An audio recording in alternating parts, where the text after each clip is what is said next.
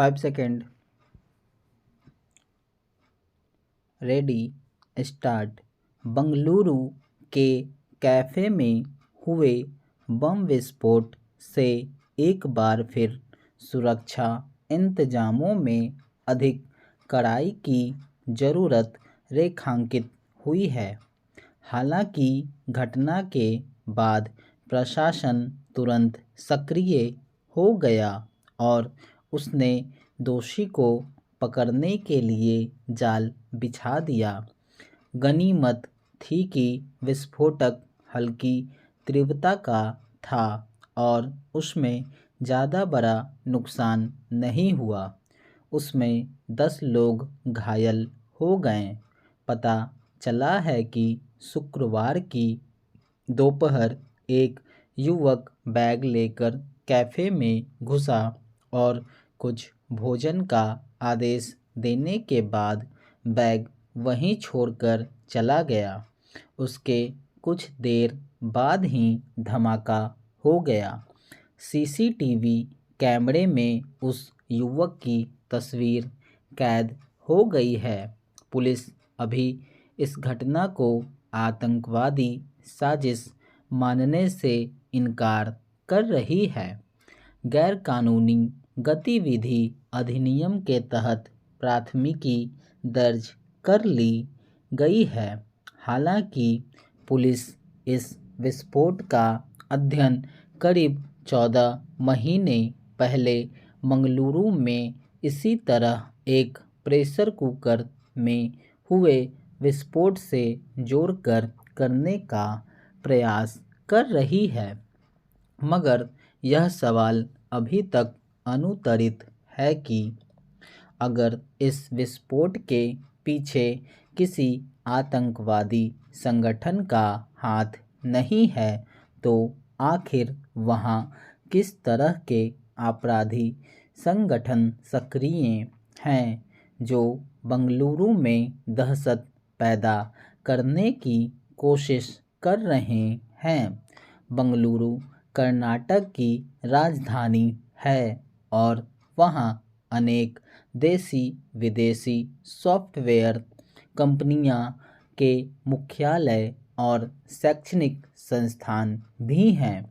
किसी व्यावसायिक शहर में इस तरह विस्फोट की घटनाओं से वहाँ के कारोबारियों के मनोबल पर बुरा असर पड़ता है। खासकर विदेशी कंपनियां ऐसी असुरक्षित जगहों पर अपना कारोबार चलाना ठीक नहीं मानती। इसलिए भी कर्नाटक सरकार के लिए यह विस्फोट एक चुनौती की तरह हुआ है। स्वाभाविक ही इस घटना के बाद बंगलुरु की सुरक्षा व्यवस्था को लेकर सवाल उठ रहे हैं। हालांकि ज़्यादातर सार्वजनिक स्थानों पर अब सुरक्षा की दृष्टि से जांच के कड़े इंतजाम किए जाते हैं। थैले आदि की विशेष रूप से जांच की जाती है। इस तरह ऐसी जगहों पर बैग वगैरह में विस्फोटक छिपा कर ले जाना और अपनी साजिशों को अंजाम देना अपराधियों के लिए आसान नहीं होता है। मगर जिस कैफ़े में विस्फोट हुआ वह एक छोटी सी जगह है, इसलिए वहाँ जांच के ऐसे उपकरण इस्तेमाल नहीं होते रहे होंगे। शहरों में ऐसी अनेक छोटी छोटी जगहें होती हैं जिनमें 20-25 लोगों के बैठने और नाश्ता भोजन आदि की व्यवस्था होती है। ऐसी जगहों पर प्रायः मशीनों से लोगों और चीज़ों की जांच के इंतजाम नहीं किए जाते। उसी का फ़ायदा बंगलुरु विस्फोट के अपराधी ने उठाया।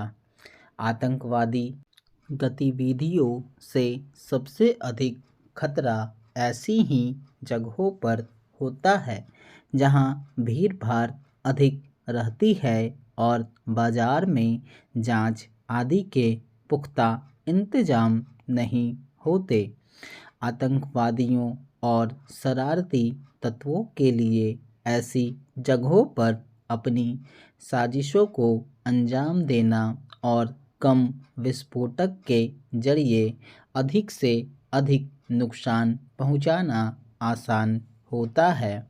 यह ठीक है कि हर छोटी छोटी दुकान का मालिक ग्राहकों और उनकी वस्तुओं की जांच की व्यवस्था नहीं कर सकता, मगर ऐसे इलाकों के प्रवेश द्वारों पर सरकार की तरफ से जांच के इंतजाम तो किए ही जा सकते हैं।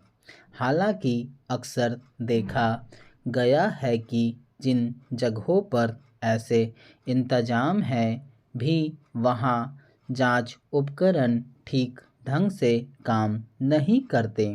बंगलुरु की घटना एक तरह से देश के सभी संवेदनशील शहरों में सुरक्षा इंतजाम को लेकर चेतावनी की घंटी है। स्टॉप।